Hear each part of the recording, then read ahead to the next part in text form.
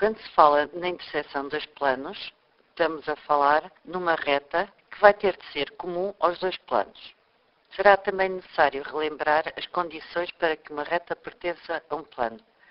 Se contém dois pontos do plano, se contém um ponto do plano e é paralelo a uma reta desse plano, se os traços da reta pertencerem aos traços homónimos do plano. Ou seja, o traço frontal tem de pertencer ao traço frontal do plano, o traço horizontal da reta tem de pertencer ao traço horizontal do plano. Se a reta é comum aos dois planos, esta pertence à família de retas comum aos dois planos. No exemplo apresentam-se as retas do plano oblíquo e do plano horizontal. Entre estes dois planos, só têm de comum a reta horizontal.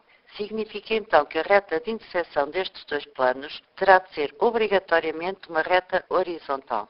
Poder-se-ia dar o exemplo de um plano de rampa com um plano passante, onde a única reta comum que estes dois planos têm é uma reta fronto-horizontal.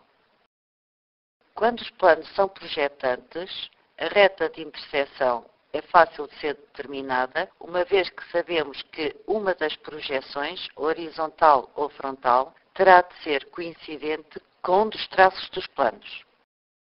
Apresenta-se no primeiro exemplo um plano horizontal e um plano vertical.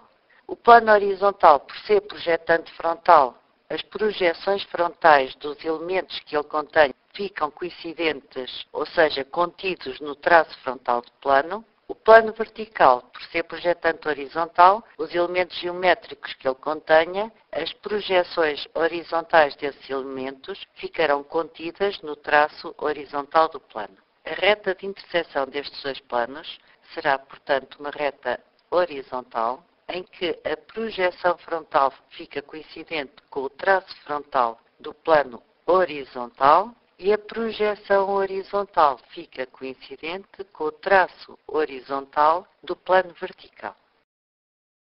No exemplo que segue, os dois planos são projetantes frontais.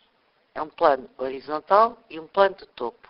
Não podendo as duas projeções frontais ficarem coincidentes com os traços, a projeção frontal da reta de interseção fica na interseção dos dois traços. Ou seja, a reta de interseção é uma reta de topo. Quando um plano é projetante e o outro não é projetante, sabe-se de imediato a projeção horizontal ou frontal da reta de interseção. No exemplo, apresenta-se um plano horizontal que interseta um plano oblíquo. O plano horizontal, como já anteriormente se viu, é projetante frontal, significa que a projeção frontal da reta vai ficar coincidente com o traço frontal do plano.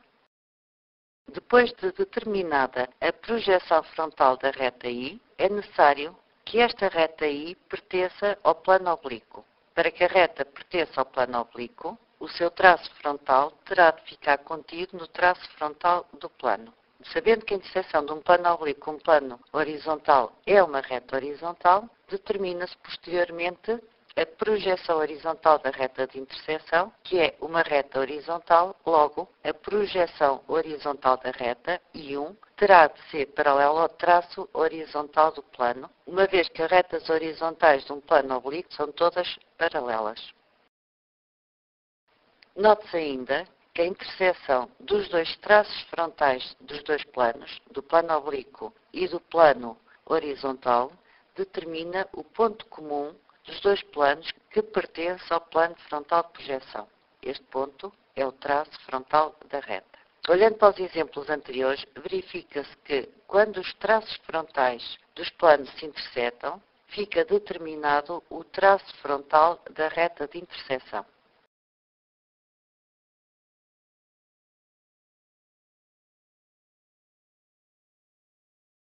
Quando os dois planos não são projetantes, é importante ter em consideração a interseção dos traços dos dois planos. Quando os dois traços frontais se intersetam, determina-se o traço frontal da reta, que é o ponto comum dos dois planos que pertence ao plano frontal de projeção. A interseção dos dois traços horizontais dos planos determina o traço horizontal da reta, que é o ponto comum dos dois planos que pertence ao plano horizontal de projeção. Começamos com a interseção de um plano oblíquo com um plano de rampa e determinam-se os traços da reta de interseção a partir da interseção dos traços homónimos de cada plano. O mesmo se verifica na interseção de dois planos oblíquos.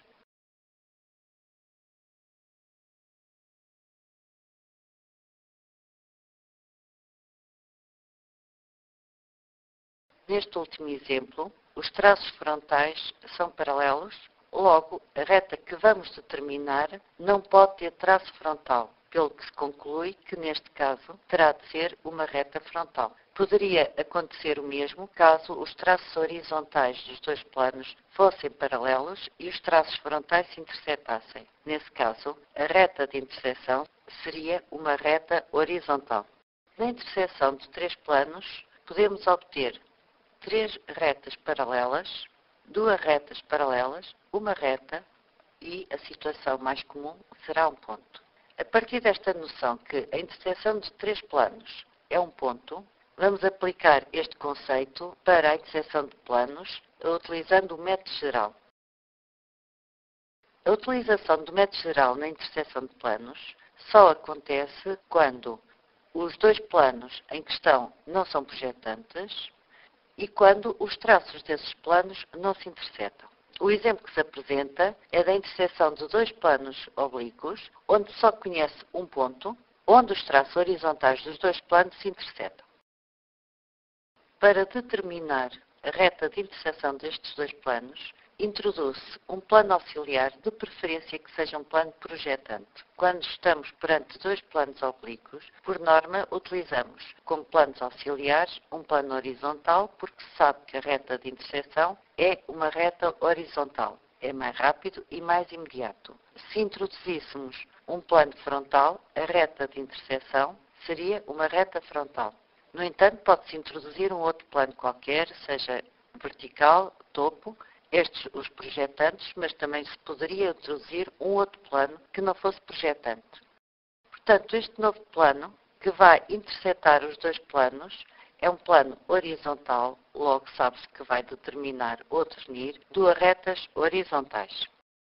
Essas duas retas horizontais vão se intersetar segundo um ponto. Esse ponto vai pertencer à reta de interseção dos dois planos.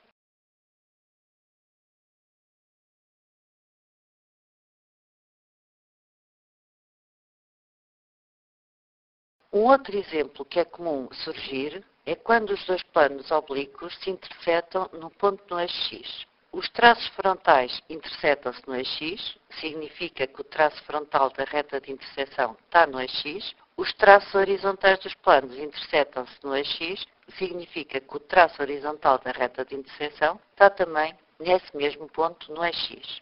Conclui-se que essa reta será uma reta passante. Demos o nome a esse ponto da reta, o ponto P, poder-se-ia denominar por traço horizontal da reta I, traço frontal, mas por uma questão de facilidade optou-se pelo chamar o ponto P. O processo para a resolução é o mesmo, ou seja, utiliza-se um plano auxiliar, de preferência projetante, tratando-se de dois planos oblíquos. Utiliza-se um plano horizontal ou frontal, por uma questão de facilidade. Utilizou-se um plano horizontal, plano delta, que vai intersetar os dois planos, o plano beta e o plano alfa, segundo duas retas horizontais, as retas A e B. As duas retas horizontais vão se intersetar num ponto, ponto I. Esse ponto vai pertencer à reta de interseção dos dois planos.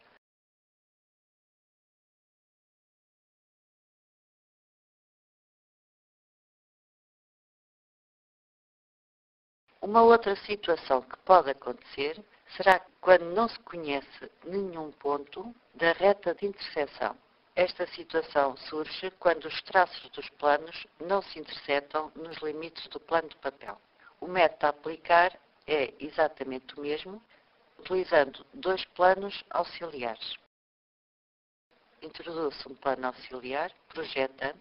Neste caso, introduziu-se um plano frontal, que vai intersetar os dois planos segundo duas retas frontais.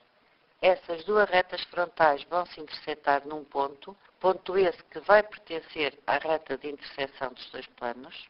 Não sendo suficiente este ponto para definir a reta, é necessário utilizar um outro plano auxiliar. Utilizou-se um outro plano frontal, poderia ser um horizontal. Este plano vai intersetar os dois planos segundo duas retas, e essas duas retas vão se intersetar segundo um ponto. Os dois pontos determinados vão definir a reta de interseção.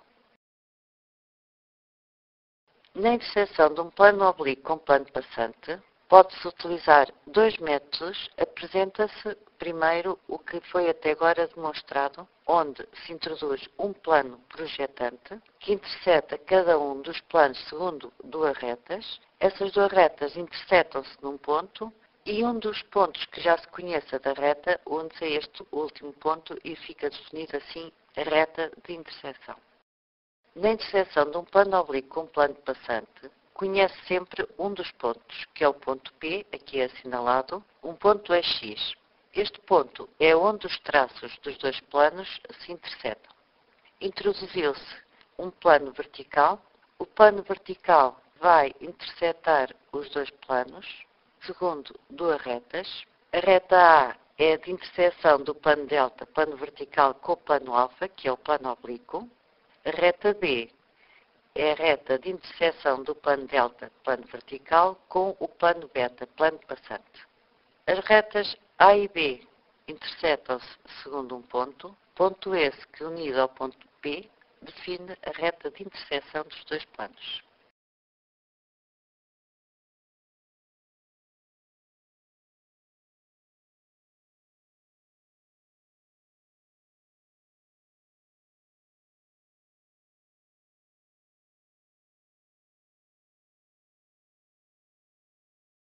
Conforme já anteriormente foi dito, a interseção de um plano de rampa com um plano passante é uma reta fronto-horizontal. Sendo uma reta fronto-horizontal, só precisa de um ponto para ser traçada. Na solução apresentada, consideraram-se duas retas de perfil. Uma reta de perfil do plano alfa, plano de rampa, e uma reta de perfil passante do plano beta, plano passante. A reta A pertence ao plano alfa, a reta B pertence ao plano beta. Determina-se a terceira projeção destas duas retas, da reta B e da reta A. O ponto onde estas duas retas na terceira projeção se intersetam é um ponto que pertence à reta de interseção, reta fronto-horizontal. Fazendo o contrarrebatimento deste ponto, pode-se traçar a reta fronto-horizontal I de interseção destes dois planos. Os dois exemplos que se seguem é a resolução dos dois exercícios que foram primeiramente apresentados através do mesmo método, mas com outro raciocínio. No exemplo da interseção do plano oblíquo com o plano passante, há um ponto da reta de interseção que é conhecido, ponto P. Na interseção do plano de rampa com o plano passante, só é necessário um ponto, uma vez que a reta de interseção é uma reta fronto-horizontal. Repare que na interseção do plano oblíquo com o plano passante, definiu-se uma reta fronto-horizontal do plano passante, reta B. Utilizando o mesmo raciocínio e utilizando o mesmo método geral, faz-se passar um plano auxiliar que vá intersetar os dois planos. Se esse plano auxiliar contiver já a reta B, a interseção do plano auxiliar com o plano passante fica logo definida, que é a própria reta B. Desta forma, só é necessário determinar a interseção do plano auxiliar, o plano delta, com o plano alfa, que é o plano oblíquo, que será uma reta horizontal, uma vez que os planos horizontais, quando intersetam um plano oblíquo, definem uma reta horizontal. A reta horizontal vai intersetar a reta fronto-horizontal B, segundo um ponto I. O ponto I e o ponto P definem a reta de interseção.